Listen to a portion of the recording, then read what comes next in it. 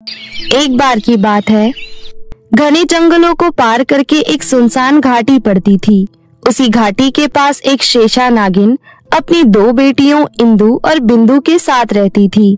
शेषा नागिन की दोनों बेटियां बहुत ज्यादा सुंदर थीं। वो दोनों बिल्कुल एक जैसी लगती थीं और दोनों एक दूसरे से बहुत प्यार करती थीं। हमेशा एक साथ घूमना, एक साथ खेलना, एक साथ खाना, एक साथ सोना, सब बहुत अच्छा चल रहा था। ऐसे ही एक दिन बरसों बीत गए कुलदेवी के दर्शन किए, इसलिए मैं सोच रही थी कि क्यों ना मैं उनके दर्शन के लिए जाऊं। तुम दोनों उन्हीं की कृपा से हुई थी।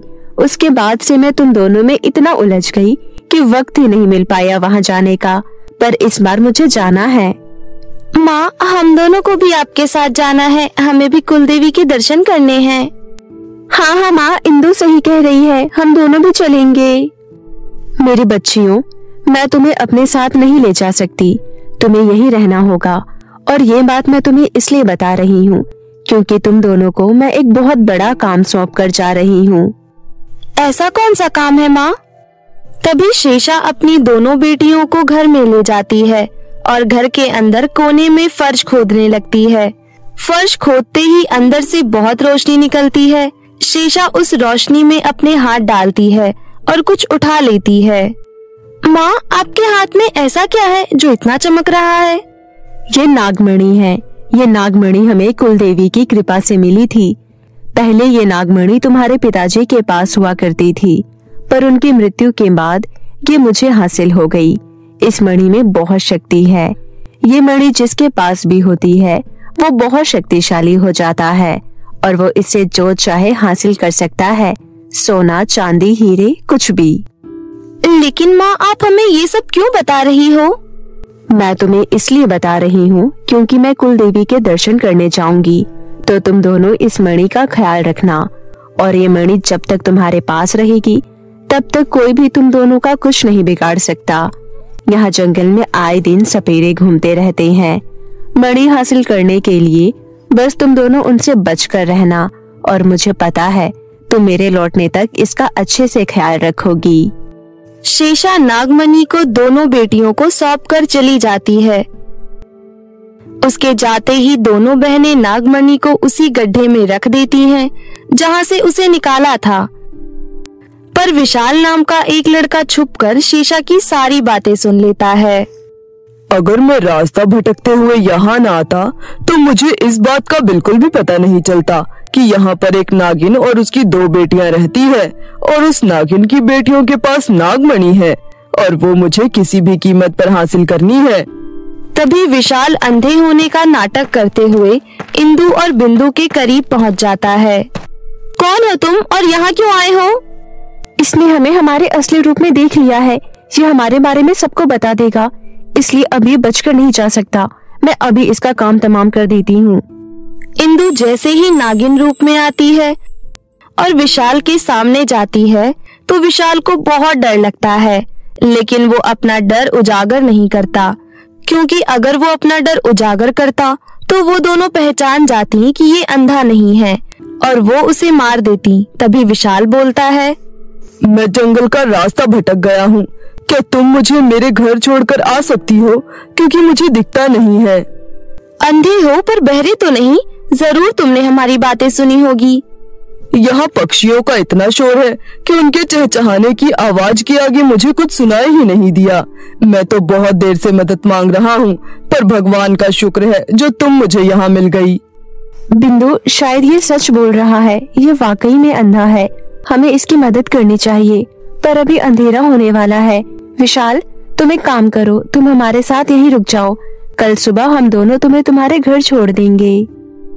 ऐसा सुनकर विशाल मन ही मन बहुत खुश होता है।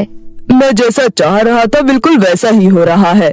अब मुझे इन दोनों जुड़वा नागिनों को अलग करना होगा, इसलिए मुझे इन दोनों में से किसी एक के साथ झूठे प्यार का नाटक करना होगा और उससे शादी करनी होगी। थोड़ी देर बाद विशाल बिंदु से मीठी मीठी बातें करने लगता है।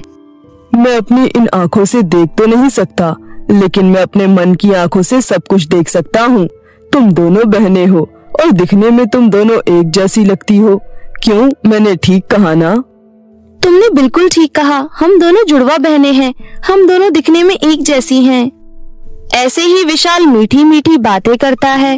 बिंदु मन ही मन बहुत खुश हो रही थी, लेकिन इंदु को उसकी ऐसी मीठी मीठी बातों पर यकीन नहीं हो रहा था। अगर ये अंधा लड़का हम दोनों को अपने मन की आंखों से देख सकता है, तो ये और सब चीजें भी तो देख सकता है। ये तुम क्या कह रही हो? तुम्हारे कहने का मतलब क्या है? मैं सही बोल रही हूँ। इसका मतलब तो यही है ना, इसने हमें नागिन रूप में भी देख लिया होगा। अभी रुको, मैं तुम्हें कुछ दिखाती हूँ। चलो हम दोनों नागिन रूप में आ जाते हैं और इस लड़के के सामने जाकर इसे डराते हैं। देखते हैं ये डरता है या नहीं। दोनों बहनें नागिन रूप में आकर विशाल को डराती हैं। तभी विशाल मन ही मन कहता है, नहीं नहीं, मुझे डरना नहीं है। मुझे हिम्मत बनाकर रखनी होगी, तभी मैं मणि हासिल कर पाऊंगा। मुझे पता है ये दोनों जानबूझकर ऐसे कर रही हैं, ताकि मैं सारा सच उगल दूं। अरे तुम दोनों शांत क्यों हो गई? कुछ बोलो ना। देखा इंदु, ये बिल्कुल भी नहीं डरा, क्योंकि उसने हमें इस नागिन रूप में देखा ही नहीं।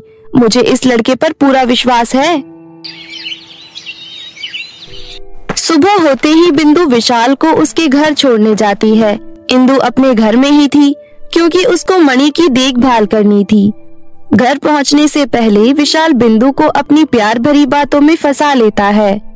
बिंदु भी उसे चाहने लगती है। विशाल बिंदु के आगे शादी का प्रस्ताव रखता है और बिंदु भी उससे शादी करने के लिए तैयार हो जाती है। जब बिंदु ये सब बातें इंदु को बताती है, तो इंदु उसे विशाल से दूर रहने के लिए कहती है। तुम मेरी बहन होकर मेरे बारे में बुरा कैसे सोच सकती हो? तुम्हें विशाल ने पसंद नहीं किया, शायद तभी तुम ऐसी बातें कर रही हो, पर मैं तुम्हारी एक नहीं सुनने वाली। मैं आज और अभी उससे शादी करूंगी। ऐसा सुनते ही इंदु गुस्से से भर जाती है और दोनों नागिन रूप में आकर आपस में लड़ने लगती हैं। बिंदु इंदु को जख्मी कर देती है और मणि लेकर विशाल के पास भाग जाती है और उससे शादी कर लेती है। थोड़ी देर बाद इंदु को होश आता है। ये तुमने बिल्कुल ठीक नहीं किया बिंदु। तुमने माँ के आने तक का इंतजार भी नहीं किया और ऊपर से तुम मणि भी लेकर भाग गई।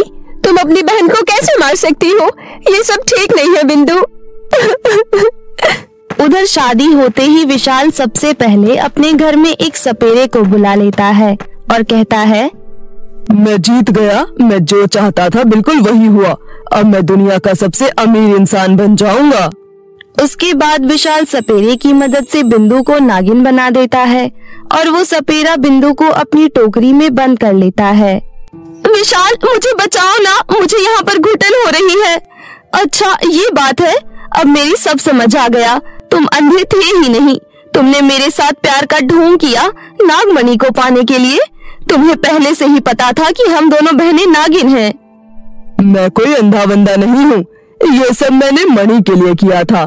मैंने तुम्हारी और तुम्हारी माँ की सारी बातें सुन ली थी। मुझे कैसे न कैसे करके मणि हासिल करनी थी। सपेरा और विशाल दोनों मिलकर नागिन बनी बिंदु को नुकीली चीज चुभा चुभा कर परेशान करते हैं। बिंदु को बहुत चोट आती है। वो बहुत कमजोर पड़ चुकी थी।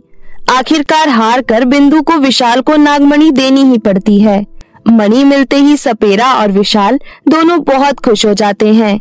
मणि की सहायता से विशाल अपने घर की सभी चीजें सोने की बना लेता है और कंकड़ पत्थर को भी हीरे में बदल देता है। अब इस नागिन का क्या करना है? इसे जान से मार दो। अब इसकी कोई जरूरत नहीं। जैसे ही सपेरा बिंदु को मारने वाला होता है, तभी बिंदु की माँ और बहन वहाँ पर आ जाती हैं। अगर तूने मेरी बेटी को हाथ भी लगाया तो मैं तुझे जिंदा नहीं छोड़ूंगी। और तू लड़के, तेरे बारे में तो मुझे सब कुछ पता चल गया है। मैंने अपने मन की शक्ति से सब कुछ देखा है कि तूने कैसे मेरी बेटी के साथ अत्याचार किया है और तूने दोनों बहनों के बीच लड़ाई भी करवाई थी। अब तुम दोनों गए। विशाल और सपेरा नागिन के डर से वहाँ से भागने लगते हैं, लेकिन तभी शेषा अपनी पूंछ से उन दोनों को जकड़ लेती है और डस लेती है। अगले ही पल विशाल और सपेरे की मृत्यु हो जाती है। इंदु बिंदु को टोकरी से निकालती है। बिंदु को अपने किए पर बहुत पछतावा होता है, इसलिए वो इंदु से माफी मांगती है। बहन, मुझे माफ कर दो, मुझसे बहुत बड़ी गलती हो गई। कोई बात नहीं बहन। शेषा अपनी दोनों बेटियों को सीने से लगा लेती है और मणि लेकर वहाँ से कहीं दूर रहने चली जाती है। जादुई लिपस्टिक का पेड़। ये कहानी नालंदा जिले की है। नालंदा जिले में पंखुड़ी नाम की एक औरत अपनी सास के साथ रहती थी। पंखुड़ी गर्भवती थी, लेकिन फिर भी वो ऑटो चलाकर अपने घर का गुजारा करती थी। अभी 2 महीने पहले ही उसके पति की मृत्यु हुई थी। पति की मृत्यु के बाद घर में कोई कमाने वाला नहीं था, इसलिए पंखुड़ी ने ऑटो चलाने का फैसला लिया, क्योंकि उसका पति भी यही काम किया करता था। घर की और उसके आने वाले बच्चे की सारी जिम्मेदारी पंखुड़ी के ऊपर ही थी। पंखुड़ी की सास कुंती देवी को लगता था कि उसकी बहू के मनहूस होने की वजह से उसके बेटे की मृत्यु हो गई है। वो अपने बेटे के मृत्यु होने का कारण भी अपनी बहू को ही मानती थी। पंखुड़ी उसके लिए बहुत कुछ करती थी, लेकिन फिर भी कुंती देवी को वो बुरी ही लगती थी। पंखुड़ी अपनी सास का सारा अत्याचार चुपचाप सहती रहती थी। उसे पूजा पाठ करना बहुत ही ज्यादा पसंद था। वो रोजाना सुबह उठकर पहले पूजा किया करती, उसके बाद अपना ऑटो लेकर स्टेशन पर चली जाती थी। एक दिन की बात है, पंखुड़ी रिक्शा चलाकर शाम को घर लौटी और सीधा अपनी सास के पास जाकर बोली, सासू माँ, ये लीजिए आज की कमाई। थोड़े से पैसों से मैं अपने लिए फल ले आई हूँ। बाकी पैसे आप रख लीजिए, घर के खर्च में काम आएंगे। पंखुड़ी की ये बात सुन उसकी सास गुस्से से कहती है, यहाँ खाने का खर्चा नहीं जुट रहा है और तुझे फल खाना है। फल खरीदने से पहले तूने मुझसे एक बार भी पूछा? अरे क्या करेगी फल खाकर? मेरे बेटे को तो पहले ही खा गई। अब तो खुश है ना तू? आप ऐसा क्यों बोल रही हो सासू माँ? कोई पत्नी भला अपने पति की मृत्यु से कैसे खुश हो सकती है, और वो भी तब जब उसे पता हो कि दुनिया में उसकी निशानी के रूप में उसका बच्चा आने वाला है। तुझे ही मुबारक हो तेरा बच्चा, मुझसे लिखवा कर ले। तेरा बच्चा भी तेरी तरह मनहूस ही होगा। ऐसा कहकर पंखुड़ी की सास उसके हाथ से फल और पैसा दोनों छीन लेती है। असल में इन फलों की जरूरत मुझे है। मेरी बूढ़ी हड्डियों में अब जान नहीं बची है। तू तो अच्छी खासी तंदुरुस्त है। अब खड़ी खड़ी मेरा मुंह क्या देख रही है? जा यहाँ से। पंखुड़ी चुपचाप वहाँ से चली जाती है और रसोई में जाकर खाना बनाने लगती है। खाना बनाकर पंखुड़ी खाना खाकर सो जाती है। वो बहुत थकी हुई थी, इसलिए तुरंत उसकी आंख लग जाती है। आधी रात के वक्त पंखुड़ी की सास उसके पास आती है और उसको लात मारते हुए कहती है, मनहूस, आराम से घोड़े बेचकर सो रही है। मेरे कमरे में पानी का गिलास कौन रख कर आएगा? सासू माँ, मैं गर्भवती हूँ। इतना छोटा मोटा काम तो आप खुद भी कर सकती हो। मैं वैसे ही सुबह से शाम तक ऑटो चलाती हूँ, उसी में इतना थक जाती हूँ। उसके बावजूद आप आधी रात को मेरे साथ ऐसा व्यवहार कर रही हो। ओहो, महारानी की जुबान चलने लगी है। अगर तू ऑटो चलाकर इस घर का खर्चा चला रही है तो हम पर कोई एहसान नहीं कर रही, क्योंकि तेरी मनहूसियत की वजह से ही मेरा बेटा इस दुनिया को छोड़कर गया है। उसके जाने के बाद ना जाने अपने गर्भ में किसका बच्चा लेकर घूम रही है। हे भगवान, ये सब क्या क्या बोले जा रही हो आप सासू माँ? सुरेश जी जिंदा थे तब से ही मैं गर्भवती हूँ। पंखुड़ी की सासू माँ मुंह बनाते हुए वहाँ से चली जाती है। पंखुड़ी पूरी रात रोती रहती है। उसे दोबारा नींद नहीं आती। सुबह उठकर वो ऑटो चलाने जाती है। अरे भाई साहब, कहाँ जाना है आपको? चलिए मैं छोड़ देती हूँ। अरे नहीं नहीं, मैं किसी ऑटो चलाने वाले आदमी के साथ जाऊंगा। मुझे तुम पर भरोसा नहीं है। ऐसा कहकर वो आदमी आगे बढ़ जाता है। सुबह से दोपहर हो जाती है, लेकिन आज पंखुड़ी को कोई सवारी ही नहीं मिल रही थी। वो बहुत परेशान हो जाती है। हे भगवान, एक तो ये गर्मी का मौसम, बहुत प्यास लग रही है और सुबह से अभी तक कोई सवारी भी नहीं मिली। पंखुड़ी पानी पीने चली जाती है। जब वो पानी पीकर वापस आती है तो उसे एक आदमी सूट बूट में दिखता है। उसे देखकर पंखुड़ी अपने मन में सोचती है, लगता है इनको कहीं जाना है। इनसे पूछकर देखती हूँ। अगर एक सवारी भी मिल गई तो सासू माँ से ज्यादा डांट नहीं पड़ेगी, वरना वो ना जाने मेरे साथ क्या करेंगी। अरे भाई साहब, कहीं जाना है क्या आपको? हाँ जाना तो है, लेकिन मेरी गाड़ी मुझे पिक करने आ रही है। मैं ऑटो से नहीं जाऊंगा। आपकी गाड़ी आने में अभी बहुत समय है। देखिए ना, धूप कितनी हो रही है। आपको तो एसी में रहने की आदत होगी ना। चलिए, मैं आपको तुरंत छोड़ दूंगी और ज्यादा पैसा भी नहीं लूंगी। सिर्फ 250 रुपए दे दीजिएगा। उस आदमी को पंखुड़ी की बात सही लगती है। वो उसके ऑटो में बैठने आ ही रहा होता है कि तभी उसकी गाड़ी आ जाती है और वो अपनी गाड़ी में बैठकर चला जाता है। रात के 9 बज जाते हैं, लेकिन पंखुड़ी को एक भी सवारी नहीं मिलती। उसको वापस घर भी खाली ऑटो लेकर ही आना पड़ता है। वो अपने मन में सोचती है, आज तो मुझे घर जाने में बहुत डर लग रहा है। पता नहीं सासू माँ मेरे साथ क्या करेंगी। पंखुड़ी डरते डराते घर तक पहुंच ही जाती है। घर पहुंचने पर उसकी सासू माँ उस पर चिल्लाते हुए कहती है, क्यों री, कहाँ आशिकी लड़ाने लग गई थी? समय देख रही है? घर की बहू रात को 10 बजे घर लौट रही है। कोई लाज शर्म इज्जत है या नहीं? माफ कीजिए सासू माँ, आज वो दरअसल। हाँ, सोच ले क्या बहाना बनाना है। चल आज की कमाई दे। यही बात मैं आपको बता रही थी। आज मुझे एक भी सवारी नहीं मिली, इसी वजह से आज मुझे आने में देरी भी हो गई। सवारी नहीं मिली है, पैसे जोड़ रही है अपने बच्चे के लिए। सब समझती हूँ मैं तेरी चाल, निकाल जल्दी पैसे। मैं सच कह रही हूँ सासू माँ, आज एक भी सवारी नहीं मिली। पंखुड़ी की सास पंखुड़ी की डंडे से पिटाई करने लगती है। उसको बहुत दर्द होता है, लेकिन वो कुछ नहीं कर पाती और रोते बिलखते सो जाती है। पंखुड़ी का जीवन ऐसा ही था। जब तक उसका पति था तब तक उसके जीवन में खुशियाँ थी, लेकिन उसके पति के साथ उसकी खुशियों की भी मृत्यु हो गई। इसी तरह दुख में पंखुड़ी का समय कटने लगा। देखते देखते पंखुड़ी की प्रसव का समय नजदीक आ गया। अब वो किसी भी घड़ी अपने बच्चे को जन्म दे सकती थी, लेकिन तब भी वो ऑटो चलाने जाना नहीं छोड़ती। इसी तरह एक दिन वो ऑटो चलाने गई। स्टेशन के बाहर खड़े होकर वो सवारी का इंतजार कर रही थी। तभी एक औरत उसके पास आकर बोली, ये क्या बहन, तुम इस हालत में ऑटो चला रही हो, लेकिन क्यों? हम गरीब लोग हैं मेम साहब। अगर हम हालत देखकर काम करेंगे तो पैसे कहाँ से आएंगे, और अगर पैसे नहीं आएंगे तो हम लोग खाना कैसे खाएंगे? तुम्हारे पति नहीं है क्या?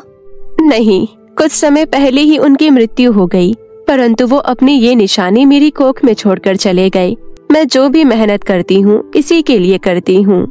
तुम्हें देखकर आज मेरे मन में माँ की इज्जत और ज्यादा बढ़ गई। एक माँ अपने बच्चे को इस दुनिया में लाने के लिए कुछ भी कर सकती है। आज ये तुमने साबित कर दिया। चलो मैं तुम्हारे ऑटो में ही बैठकर जाऊंगी। ऐसा कहकर वो औरत पंखुड़ी के ऑटो में बैठ जाती है। अभी वो लोग आधे रास्ते ही पहुँचे थे कि पंखुड़ी के पेट में बहुत जोर से दर्द होने लगा। उसने साइड में ऑटो लगाया और ऑटो से नीचे उतरकर बैठ गई। उसे ऐसी हालत में देख वो औरत बोली, क्या हुआ बहन, तुम्हें दर्द हो रहा है क्या? हाँ मेम साहब, मुझसे दर्द अब बर्दाश्त नहीं हो रहा। लगता है मेरे प्रसव का टाइम आ गया है। तुम बिल्कुल चिंता मत करो, मैं अभी एम्बुलेंस को फोन करती हूँ। वो औरत एम्बुलेंस को फोन करती है। एम्बुलेंस आती है और पंखुड़ी को हॉस्पिटल ले जाती है। पंखुड़ी को हॉस्पिटल तक छोड़कर वो औरत वहाँ से चली जाती है। डॉक्टर पंखुड़ी के पास जाकर कहती है, देखिए आपकी डिलीवरी का टाइम हो गया है, किसी भी वक्त बच्चा बाहर आ सकता है। आप फटाफट काउंटर पर 70,000 रुपए जमा करवा दीजिए। जब तक आप फीस नहीं जमा करवाएंगी हम आपका इलाज नहीं कर सकते। डॉक्टर की बात सुन पंखुड़ी दर्द से कराहते हुए बोलती है, डॉक्टर, मेरी सास के अलावा मेरा इस दुनिया में कोई नहीं है, और हम इतने अमीर लोग भी नहीं हैं जो इतने सारे पैसे का इंतजाम कर सके। आप प्लीज मेरी मदद कर दीजिए। देखिए जो रूल है वो है, हम इसमें आपकी कोई मदद नहीं कर सकते। नर्स, इनको हॉस्पिटल से बाहर तक छोड़ाओ। पंखुड़ी को हॉस्पिटल से बाहर छोड़ दिया जाता है। वहीं हॉस्पिटल के बाहर लेटकर पंखुड़ी दर्द से छटपटाने लगती है। दर्द उसके बर्दाश्त से बाहर था। तभी वो औरत अचानक से पंखुड़ी के सामने फिर से आ जाती है और कहती है, अरे तुम्हें तो मैंने हॉस्पिटल के अंदर छोड़ा था, फिर तुम यहाँ कैसे? हॉस्पिटल वाले 70,000 रुपए मांग रहे हैं। इतने पैसे नहीं है हमारे पास मेम साहब। मुझे चाहे जितना दर्द हो जाए, मैं चाहे मर क्यों ना जाऊं, लेकिन मैं अपने बच्चे को इस दुनिया में लाकर रहूंगी। ऐसा कहते कहते पंखुड़ी बेहोश हो जाती है। उसकी हालत बहुत ज्यादा खराब हो गई थी। वो औरत पंखुड़ी को उठाकर एक घने जंगल में चली जाती है और वहाँ जाकर एक परी का रूप ले लेती है। परी का रूप लेकर वो औरत पंखुड़ी की डिलीवरी करती है। पंखुड़ी को एक बहुत प्यारी बेटी जन्म लेती है। एक आधे घंटे बाद पंखुड़ी को होश आ जाता है। अपने सामने परी को देख वो हैरान हो जाती है। कौन हो आप और मैं यहाँ क्या कर रही हूँ, और मेम सब कहाँ है? वो सब छोड़ो, पहले देखो तुम्हारी बच्ची ने जन्म ले लिया। कितनी प्यारी है ये, बिल्कुल तुम्हारी तरह दिखती है। पंखुड़ी अपनी बच्ची को झट से गोद में ले लेती है और उसे देख बहुत खुश होती है। उसकी आंखों में खुशी के आंसू आ जाते हैं। तब वो परी कहती है, जिस मेम साहब को तुम ढूंढ रही हो वो कोई और नहीं बल्कि मैं ही थी। मैं तुम्हें मान गई। तुम सच में ममता की बिल्कुल सही परिभाषा हो। तुमने अपने बच्चे के लिए कितना कष्ट सहा है। अगर आप मेरी मदद नहीं करती तो ना जाने क्या होता। मैं क्या करती, या तो मैं इस दुनिया में नहीं होती, या फिर मेरी ये प्यारी बच्ची, या फिर हम दोनों ही इस दुनिया में नहीं होते। आपका बहुत बहुत शुक्रिया परी। तुम्हें जितना दुख देखना था तुम देख चुकी हो। अब तुम्हारे जीवन में केवल खुशियां ही खुशियां होंगी। ऐसा कहकर परी वहाँ पर एक पेड़ प्रकट करती है जिस पर ढेर सारी लिपस्टिक लगी हुई थी। ये एक जादुई लिपस्टिक का पेड़ है। मुझे पता है तुम्हारे लिए ये हैरान करने वाला दृश्य है, पर अब तुम इसकी आदत डाल लो, क्योंकि ये पेड़ खुद जादुई है। जैसे ही तुम इस पेड़ से लिपस्टिक तोड़ोगी, इस पेड़ पर दोबारा नई लिपस्टिक आ जाएंगी। अब तुम्हें ऑटो चलाने की कोई जरूरत नहीं है। इतना कहकर परी वहाँ पर एक घर भी प्रकट करती है और कहती है, तुम अपनी इस प्यारी बच्ची के साथ इस घर में रहना और इस जादुई पेड़ से लिपस्टिक लेकर बाजार में बेच देना। तुम्हारा अच्छे से गुजर बसर हो जाएगा और मेरा आशीर्वाद तुम्हारी बच्ची के साथ है। आपका बहुत बहुत धन्यवाद परी। मैं आपका ये एहसान जिंदगी में कभी नहीं भूल पाऊंगी। परी पंखुड़ी की बात सुन मुस्कुरा देती है और जब तक पंखुड़ी पूरी तरह स्वस्थ नहीं हो जाती, परी खुद उसकी सेवा करती है और उसको अलविदा कहकर वहाँ से चली जाती है। अब पंखुड़ी के जीवन में किसी चीज की कमी नहीं थी।